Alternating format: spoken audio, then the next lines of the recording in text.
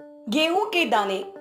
एक समय की बात है जब श्रावस्ती नगर के एक छोटे से गांव में अमर सेन नामक व्यक्ति रहता था। अमर सेन बड़ा होशियार था। उसके 4 पुत्र थे जिनके विवाह हो चुके थे और सब अपना जीवन जैसे तैसे निर्वाह कर रहे थे। परंतु समय के साथ साथ अब अमर सेन वृद्ध हो चला था।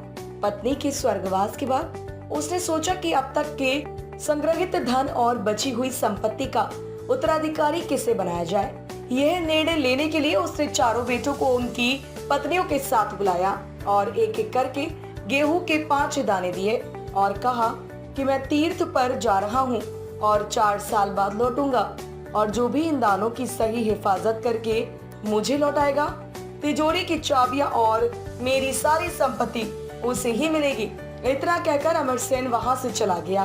पहले बहू बेटे ने सोचा, बुढ़ा सठिया गया है, 4 साल तक कौन याद रखता है, हम तो बड़े हैं तो धन पर पहला हक हमारा ही है। ऐसा सोचकर उन्होंने गेहूं के दाने फेंक दिए। दूसरे ने सोचा कि संभालना तो मुश्किल है, यदि हम इन्हें खा लेते तो शायद उनको अच्छा लगे और लौटने के बाद हमें आशीर्वाद दे दे और कहे कि तुम्हारा मंगल इसी में छुपा था और सारी संपत्ति हमारी हो जाएगी। यह सोचकर उन्होंने वो 5 दाने खा लिए।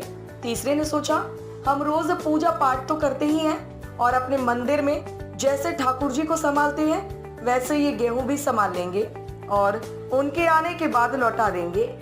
चौथे बहू बेटे ने समझदारी से सोचा और 5 दानों को एक एक कर जमीन में बो दिया और देखते देखते हुए पौधे बड़े हो गए और कुछ गेहूं उग गए।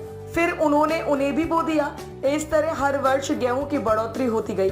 5 दाने 5 बोरी, 25 बोरी और 50 बोरियों में बदल गए। 4 साल बाद जब अमर सेन वापस आया तो सबकी कहानी सुनी और जब वो चौथे बहू बेटों के पास गया तो बेटा बोला, पिताजी आपने जो 5 दाने दिए थे अब वे गेहूं की 50 बोरियों में बदल चुके हैं। हमने उन्हें संभाल कर गोदाम में रख दिया है, उन पर आप ही का हक है। यह देख अमर सेन ने फौरन तिजोरी की चाबियां सबसे छोटे बहू बेटों को सौंप दी और कहा कि तुम ही लोग मेरी संपत्ति के असल हकदार हो।